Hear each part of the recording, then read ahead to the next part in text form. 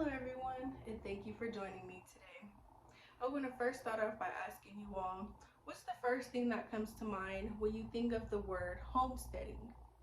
Now, some may think of raising chickens on a farm, to growing crops on a farm, while some may have no idea at all, which is perfectly fine because of the times that we're in. Who can blame you?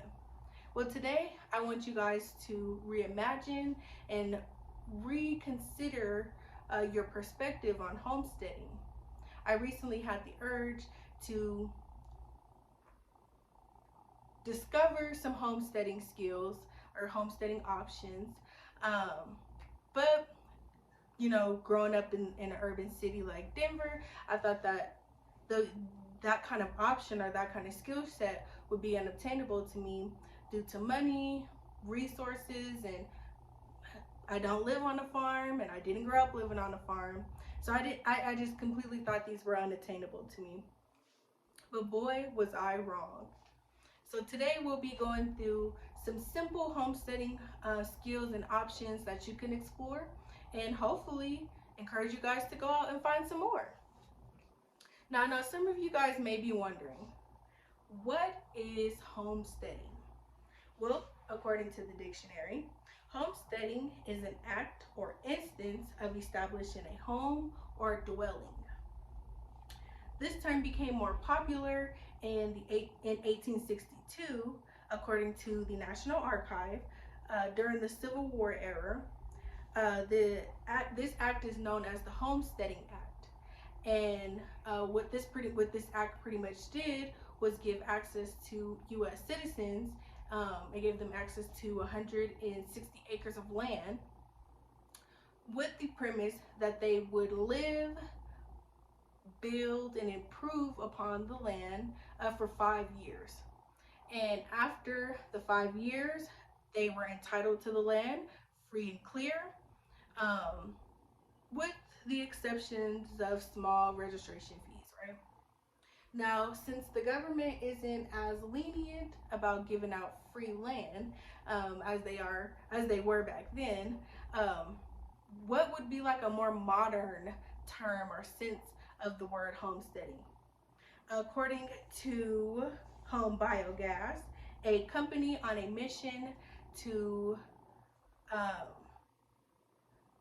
make waste to resource solutions more easy and accessible to everyone, says that a more modern way or modern approach to homesteading would be living really self-sufficiently with a sense of autonomy or independency, meaning that you provide 100% of your food source, water, electricity, shelter, etc., etc. 100% provided by you. Now, this may seem like a huge chunk to swallow, right? But I just want you guys to keep in mind that during the later 1800s, during the Homestead Act, that people were developing these homesteading skills and using these homesteading skills not only to maintain their way of life, but to ensure that there's a benefit to using it or benefit of having it for future use. Now, now, with all the convenience of the modern time and all the resources that we have accessible to us now, how could we benefit from homesteading? Well, I'll tell you guys a few easy homesteading tips or tools or tricks that you can use to incorporate a more self-sustained lifestyle. Now, access to food is the number one homesteading priority, and probably the number one priority to anyone trying to live nowadays, right? But did you know that you could regrow your veggies and fruits from the store?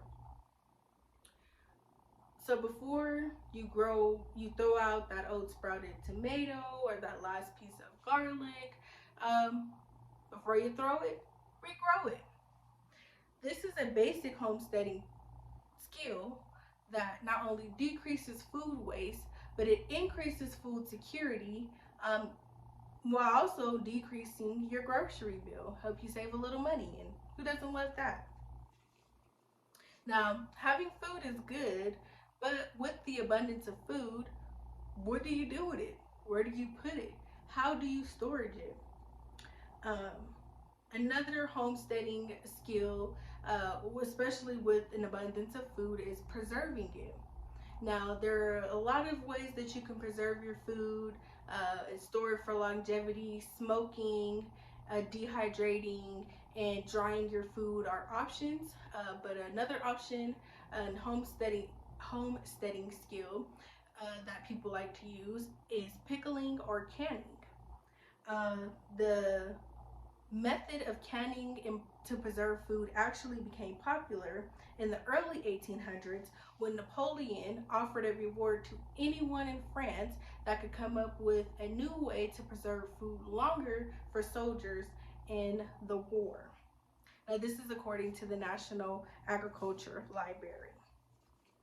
And the last and probably easiest and most fundamental skill of homesteading would probably be doing it yourself. You heard me correctly. DIYs. This can be from growing and harvesting your own food to making toothpaste and laundry detergents to baking your own bread.